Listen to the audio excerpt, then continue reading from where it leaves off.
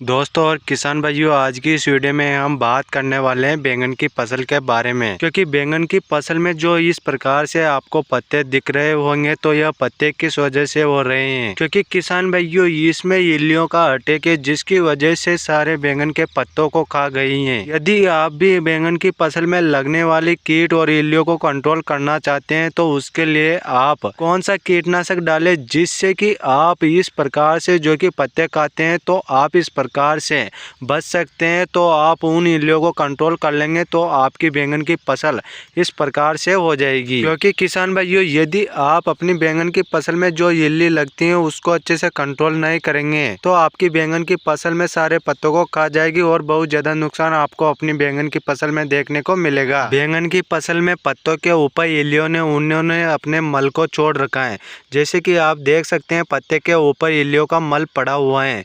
तो आपको अच्छे से इल्लियों को कंट्रोल करना है, तभी जाकर आप अच्छे से बैंगन की खेती कर सकते हैं। यदि आप अपनी बैंगन की फसल में जो कि मच्छर लगते हैं, जैसे कि आपको एपिड जेसिड ऐसे लगते हैं, तो उसके लिए आप ले सकते हैं मार्केट से थायोमेथोक्सम जो 75% WG फॉर्मुलेशन में आता है, तो उसका आप अपनी बैंगन की फसल में स्प्रे कर सकते हैं। और उसके बाद आपको लेना है अलग से कीटनाशक। आप किसान भाई सनमुख कंपनी का जो टर्मिनेटर कीटनाशक आता है तो उसको भी ले सकते हैं, उसका भी स्प्रे कर सकते हैं। यदि आप उसके अलावा अपनी बैंगन की फसल में दूसरा कीटनाशक डालना चाहते हैं तो आप FMC का कोराजन भी डाल सकते हैं। और आप सभी किसान भाइयों को उन दवाइयों का अलग अलग स्प्रे करना है। 5 दिन का गैप रख के आपको अपनी बैंगन की फसल में उन दवाइयों का स्प्रे कर देना है। इस प्रकार से किसान भाइयों, मैंने आपको बैंगन की खेती के बारे में बताया है कि बैंगन की खेती में जो पत्ते खाते हैं तो उनके लिए आपको कौन सी दवाओं का स्प्रे करना चाहिए, और आपकी बैंगन की फसल में इल्लियाँ लगती हैं तो उनके लिए कौन सा कीटनाशक डालना चाहिए,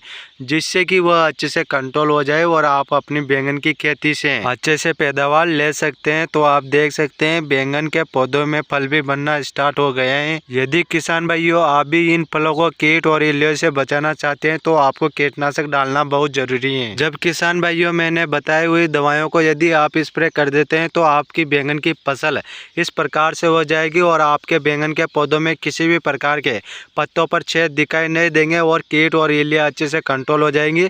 और इन पर एपिड जेसिड थ्रिप्स होंगे तो वह भी अच्छे से कंट्रोल हो जाएंगे और आपकी बैंगन की फसल अच्छे से ग्रोथ करने लग जाएगी और उनमें फल फूल भी आना शुरू हो जाएगा। जैसे कि आप देख सकते हैं यहाँ पर फल भी बन रहा है बैंगन के पौधे में और फूल भी आ रहे हैं।